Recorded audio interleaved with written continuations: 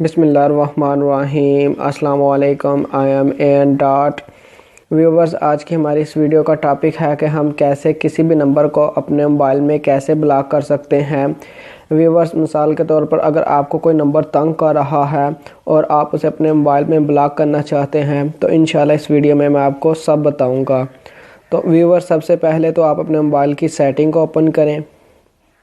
Setting open करने के बाद व्यूवर्स आपने यहाँ माई डिवाइस पे क्लिक करना है और फिर यहाँ कॉल वाले ऑप्शन पे क्लिक करना है।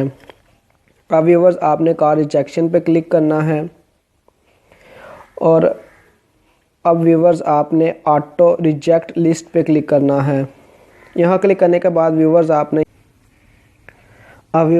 यहाँ क्रिएट पे क्लिक करना है। क्रिएट पे क्लिक करने के बाद व्यूवर्स आपने यहाँ पे वो नंबर एंटर करना है जिस नंबर को आप अपने मोबाइल पे ब्लॉक करना चाहते हैं। व्यूवर्स, आप यहाँ पे क्लिक करके उस नंबर को अपने कॉन्टैक्ट्स में से भी सिलेक्ट कर सकते हैं या अपने लॉग्स में से भी सिलेक्ट कर सकते हैं। व्यूवर्स, यहाँ पे कोई भी नंबर एंटर या सिलेक्ट करने के बाद आपने यहाँ सेव पे क्लिक करना है।